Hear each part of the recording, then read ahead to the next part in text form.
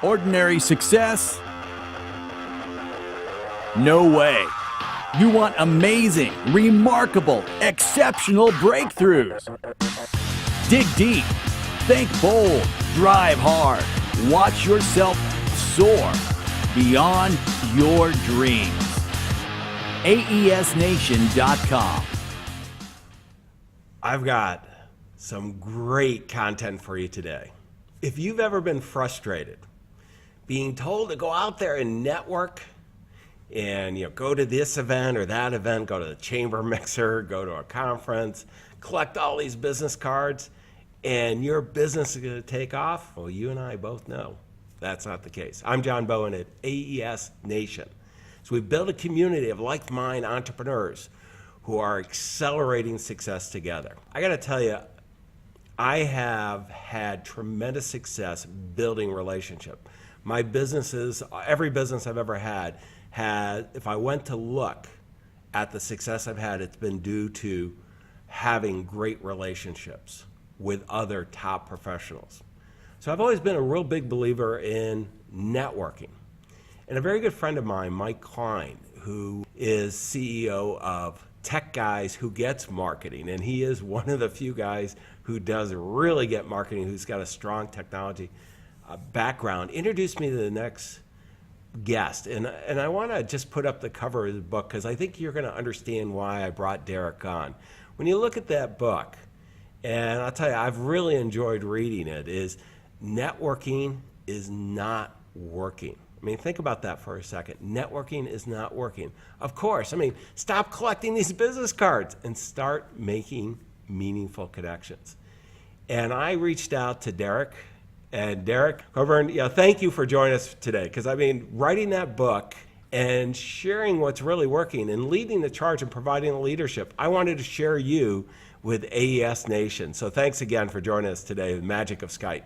Yeah, thanks for having me, John. Really excited to be here. Well, tell me, one of the things, you and I have a similar background in the sense that we both started as wealth managers, financial advisors to some of the most successful people out there. And I said, I found a lot of value in networking. You did too, but you took it a little further than I did. Tell me kind of the journey that you've been on, and really want to help people understand how kind of networking works when it works. Yeah, so I think that there's a couple of primary reasons why, in my view, networking is not working. And the first is, if you were to poll everyone listening to this call and ask them to define networking, you would probably get a different answer from everyone. And not one person would be right or wrong, but some people view it as a way to get business. Some people view it as a way to get a new career. And then others, like myself, and I think like you, they view it as a way to connect with other successful people and develop a longer term relationship, find ways that we can help each other out. I do think that one common denominator in most of those definitions would be the idea of attending these larger events that you had already mentioned. And I think my definition of networking is any activity that increases the value of your network and or the value you contribute to it. And I found that attending these larger events and doing things in a more curated, intimate way on your terms can be a much more productive and efficient way to accomplish that definition of networking, if you will. Yeah, no, it's funny, Derek, when I was reading that, and what I've found, and it's been pretty substantial, that I found that when I went to those events early on in my career, I went a lot, and I met people and so on, but there really wasn't much I could do for them, and there wasn't much they could do for me. And it wasn't very thoughtful, this networking. I mean, sure, there were 1,000 people there, in some cases, many thousands. And, I just stopped going. And what I did is I decided, why not just reach out to the people I actually think, I would like to know and maybe build a relationship. And definitely understand, you talk about the power of reciprocity, but just building that value together. I mean, it's a heck of a lot more fun way to do business than hanging out in some big conference hall. No, I mean, it sure is. And I would actually suggest that if someone is at the point in their business where they have nothing but clients who are a perfect fit, that they enjoy serving. The clients, their clients totally get them and are not pain in the butts. They really are appreciative of the services that you're providing. And if you also had a line out the door of prospective clients who wanted to work with you, you would never attend a networking event. Those people don't go. And so part of the reason I'm sure why you were not finding the people that you wanted to connect with, especially once you were really established and successful in your career, is because those people have less time to attend these events. As the value of your business increases, so does the value of your time. It's probably why you and I ultimately stopped going or hardly ever go to these events. And you're right. I mean, what is a much better approach is to find different ways that you can get together with the people that you want to develop relationships with. And, there's a lot of great ways to do that. Well, and I know I did a way where I just joined, really high-end mastermind groups with the people I wanted to meet there. As a matter of fact, yesterday I just flew in from Toronto as strategic coach, and I was with 50 unbelievable top entrepreneurs. I just write a check and it happens. But you took it a step further. You actually decided that you'd create the group. I mean, tell me kind of that journey. Yeah, so the book walks through the process I went through 5-6 years ago of creating what I'm calling it now, I didn't call it this at the time, but an unnetworking group, which consisted of about 20 to 25 individuals that I handpicked. It could be considered a mastermind. It could be considered a networking group, but I wasn't charging for it, and I was doing it. It was built around my best clients who owned businesses who would benefit from connecting with other people, some of their key advisors and relationships, and then others that I went out and handpicked that I previously did not know. And I facilitated various ways and various experiences to bring them together, both offline and online. And that got to the point where it never grew beyond 25, but I learned a lot. And of course, at that time, I wasn't charging for it. It was something I was doing to add value for my wealth management business and position myself to get more clients and people I'm looking for there. Let me ask you, Derek, because this is, a lot of people never get to this point, and I want to, and they're uncomfortable bringing a group together because they don't really know how to do it, and we're all afraid of rejection. What was the response when you were starting the formation, and then as you began getting together, what were kind of some of the reactions that you got from the different entrepreneurs and professionals you brought together? Well, for my clients, and that's who I started with, it was a pretty easy sell because I approached them initially where I said, look, I want to focus my networking activities on ways that can further benefit you and ways that I can do even more for you. So for example, I call, networking 1.0 is where you're networking to benefit yourself directly. Networking 2.0 is to benefit this person that you're meeting for the first time that you really don't know much about. And it's certainly a better approach to networking 1.0, but it's kind of like going first in the quid pro quo game. And then networking 3.0 is where you're really focusing on your existing clients and your existing network and how you can find ways to connect them with people where they might be able to solve a problem and get a new client. And my clients love this idea, of course. And for the others that we rounded it out with, the key thing that I was selling is, look, you're busy, you have plenty of opportunities to go to different types of events and hang out with different types of people. The main thing here is I'm going to vet for individuals that truly have a pay it forward mindset.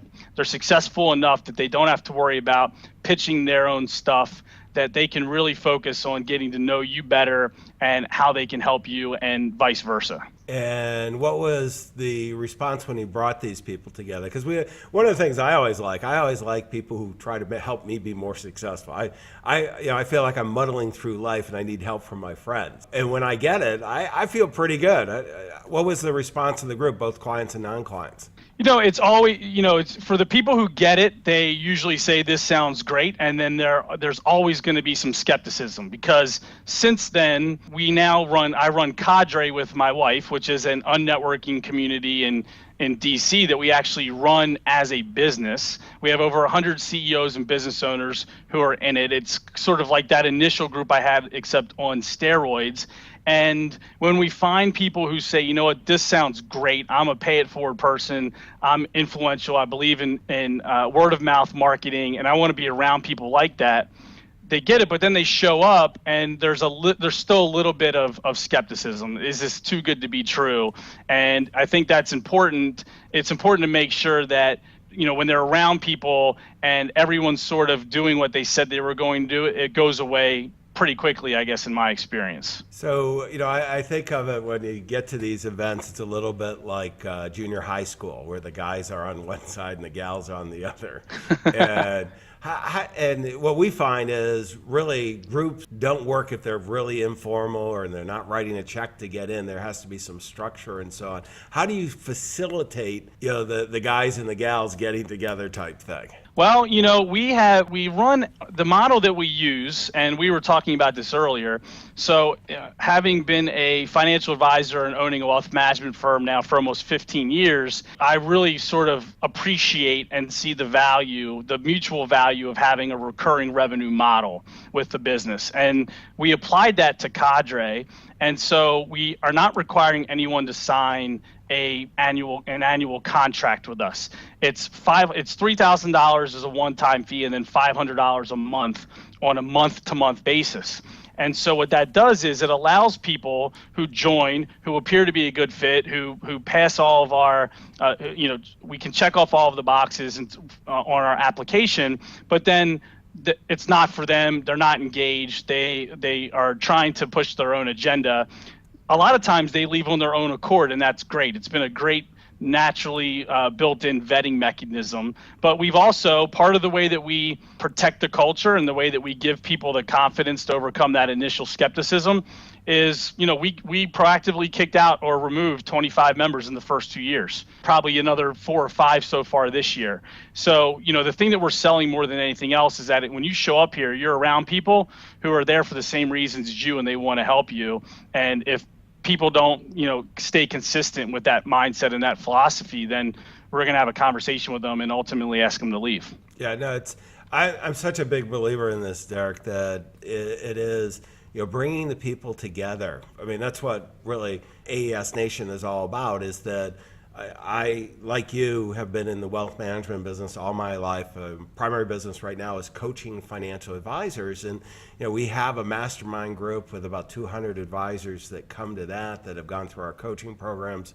And just the magic that happens by sharing ideas is just huge. I'm in a number of mastermind groups where I'm getting access to just some unbelievably talented entrepreneurs, and I learned so much. And the introductions. I mean, really, Mike Klein, we started with. Mike is in a group with me with Joe Polish, 25K, it's called, or the Genius Network Marketing or Mastermind Group. And I think Joe has almost 200 people in this. So and everyone from Richard Branson to Peter Diamandis, Dan Sullivan of Strategic Coach, Paula Abdul. I mean, it's a pretty eclectic group, but it's generated, in my case, many millions of dollars of revenue, but I've also paid it first to the other individuals, where we kind of brainstorm, share ideas, and working with top professionals. It's amazing what happens.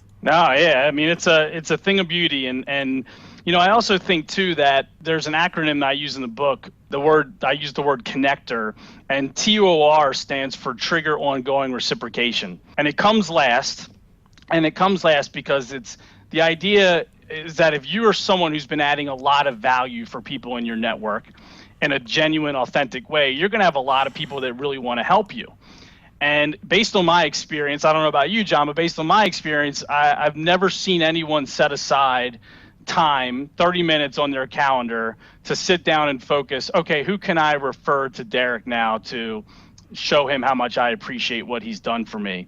And, there are a number of techniques that I've used that essentially I want to make it as easy as possible for the people that want to help me to be able to do just that. Yeah, and let's go to that too, because I think that's so important, because so many of us get frustrated that we start what we call classic networking, and we build a relationship and we sit by the phone and wait for somebody to call that 30-minute conversation of how I'm going to help you, and it doesn't happen, and we get frustrated, and it's really, I feel it's shame on us, because we have to provide the framework, the structure to make this happen. So how do we do that, Derek? How do you make that happen? Yeah, so I think that's a great answer. Or allow it to happen, I guess, is help facilitate it to be better. Yeah, so I think that's what you mentioned is a great ancillary benefit of this, but I have a series of a number of email templates that I use and provide to people in a variety of situations to introduce me to other people. So it could be an event that I'm hosting and I want them to consider inviting someone to attend the event. It could be referring somebody into Cadre or to me at my wealth management business. And really interesting story. I did this in the wealth management business for years, but for some reason during the first several months of launching Cadre, we hadn't done this. And we sent an email out to our members saying we have a couple of events coming up that are going to be really ideal for introducing new people to our community. And here is an email template, a paragraph or two, that allows you to introduce them to us. Here's a little bit about the group. Here's the events that are coming up. I'd like you to take a look at this page on their website to see if their model resonates with you. And what happened was we received 60 referrals that month. And what I like to tell people is that our members didn't like us 60 referrals more in August than they did in July. It's just that they wanted to help us, and we made it really easy for them to be able to do so. And what you touched on is also important, because when you do it that way, you're setting up to be introduced to the person on your terms and in a way that, we all get to a certain point where it's like, hey, you should talk to John. He's amazing. Here's his phone number. And next thing you know, they're calling you. You don't know anything about them, where it would be great for them to be able to go to your website to see what you're about before they waste your time or their time. Yeah, no, there's just so many ways to do it, but what you need to do is facilitate it. Make it easy is one of the key things. Okay, we're up for a segment here. Let me go to the big breakthrough. So help me out, Derek. Really, there are very few professionals who have created networking groups.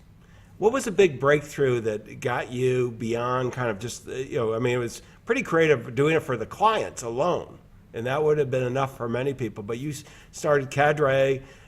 What was the big breakthrough that launched it to where you now have 100 CEOs in this group? All right, so my big breakthrough that sort of sent me down this entire path occurred before. Can I share the breakthrough that sort of got me headed down this direction, and then I'll share another breakthrough once we got here? You can do two here. All right. It's important as we're networking here that we do give all that information, because it's and also maybe give a little valley along the way too, because it's none of us get out unscarred. All right, cool. So the really big breakthrough for me was back when I was just running the wealth management business, before I even had this smaller networking group. A client of mine called me up. I call him David the Landscaper in the book, okay? I changed his name. And he called me up and he said, Derek, a really good client of mine called me up and said that their brother-in-law is a financial advisor, and they wanted me to do them a favor and take a meeting with this guy. And I told him how much I liked you and that I wasn't looking to make a change, but you've seen this before, John. They just take the meeting, and that will be a big favor to us. So he did, and he called me the next day, and he said after about 45 minutes, he was presented with a hypothetical portfolio. Had my client invested his money with this other firm instead of with me for the past couple of years, he would have earned an extra 2 to 3% per year in his portfolio. And my client's response was, well, Derek's referred me to clients that have generated over $2 million of business for my company. And technically Derek could have probably lost half the money in my portfolio, and I probably would, which I didn't do, by the way, and I probably would have been better off working with him. And that was a really, really big aha moment for me that sort of paved the way for everything that's happened since, where, I think that for a lot of us, our primary competition is indifference. It's not that we need to be a little bit cheaper or we need to provide a little bit more quality in what we're delivering. If we're really good at what we do, and this is not in place of what we do, but if we're really good at what we do, and on top of that, we can find ways to do things that add value. And in this case, literally becoming an extension of your client's business development or marketing department. How bad do you have to be at your job to have someone leave you if you're a source of revenue for their company? Yeah, right. And let me stop you just for a second, because I want to make sure everybody captures this, because this is a big deal that, we got to deliver world-class experiences, no matter what your business is, whether you're selling widgets or professional services, or some intellectual property or some big high-tech application, whether it's a $50 or $1 million solution.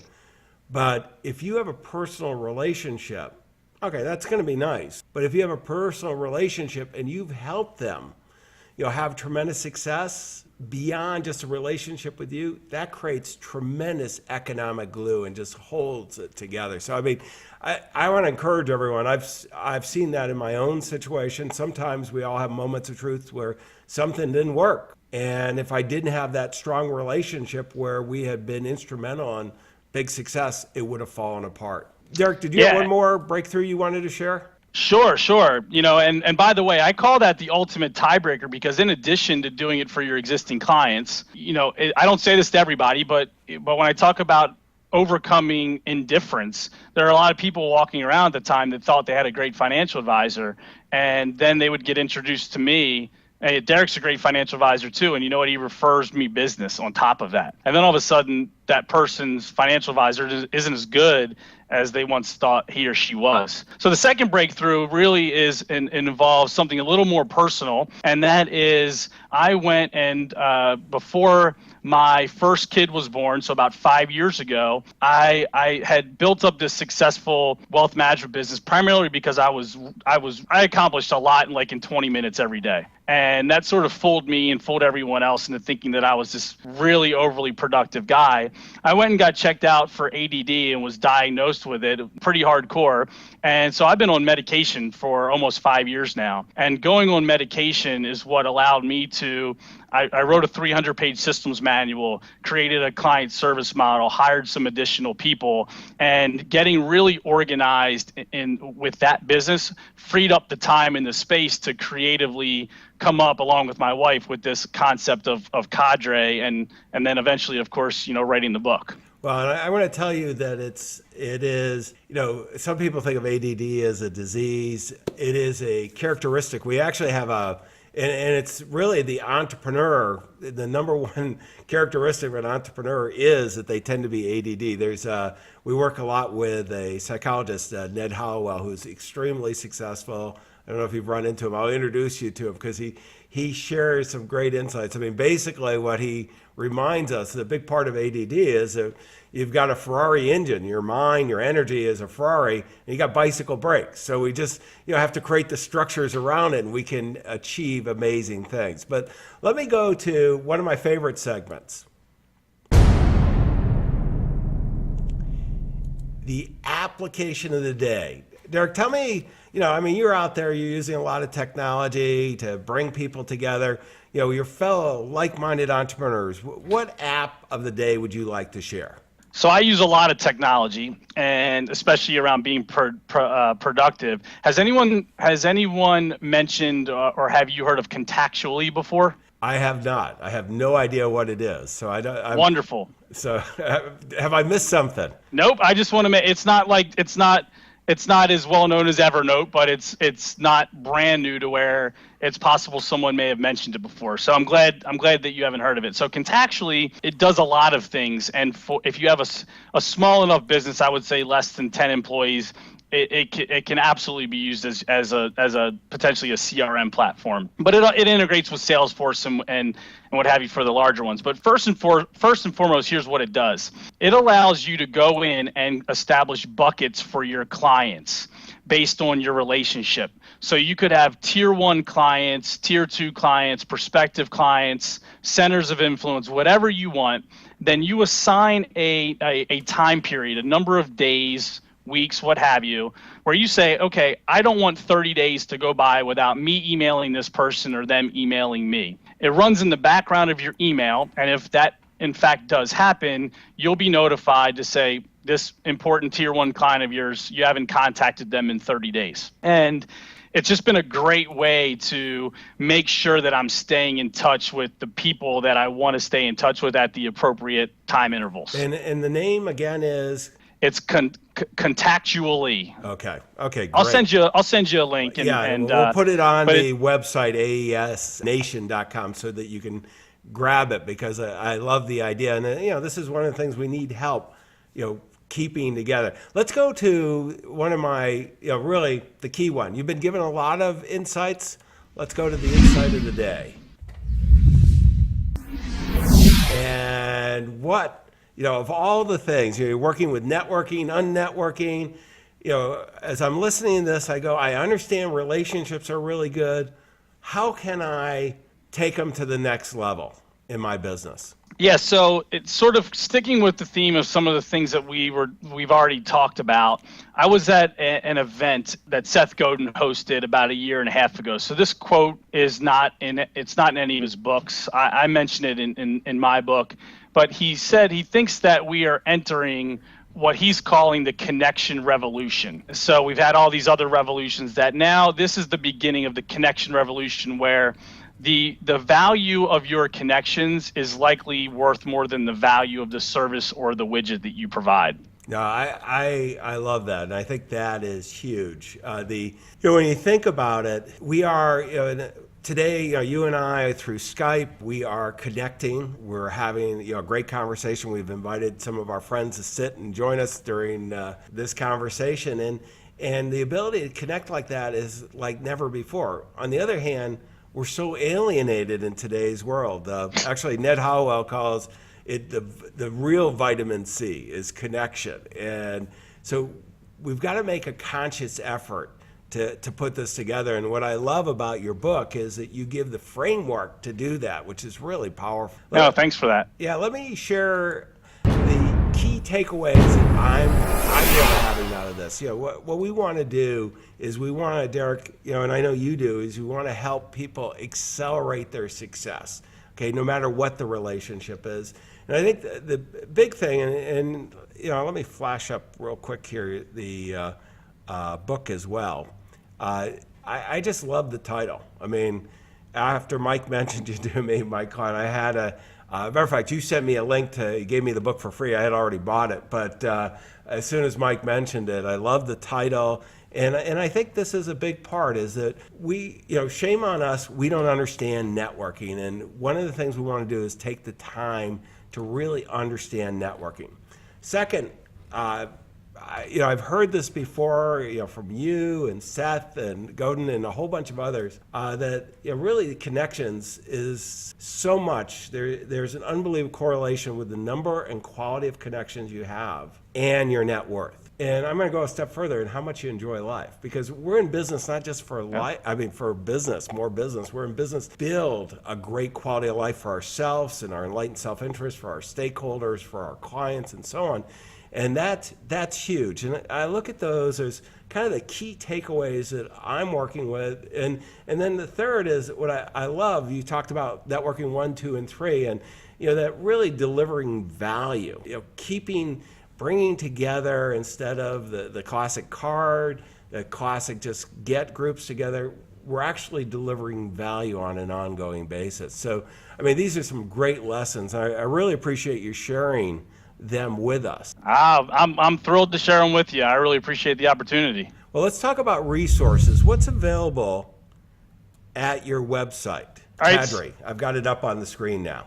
All right, so Cadre will for now, it's just DC and Baltimore, and that's if anyone's sort of interested in seeing what this larger format looks like and how we operate. There's information there. DerekCoburn.com /book. They can download the first chapter of my book. And Well, they should just go to Amazon and buy it. I mean, we're talking Sure, about yeah, a yeah, $10 investment or whatever for the ebook and so on. So yeah, but even though honest to God, even though I have nothing to sell, it's always good to like get somebody's email too, right? yes. But I also have, I think it's book resources, and there's links to Contactually and SaneBox and some other pretty cool tools that I use on there. And I find that Twitter I think Twitter is a great networking platform online, and I've had a lot of success using Twitter and to the extent that I'm online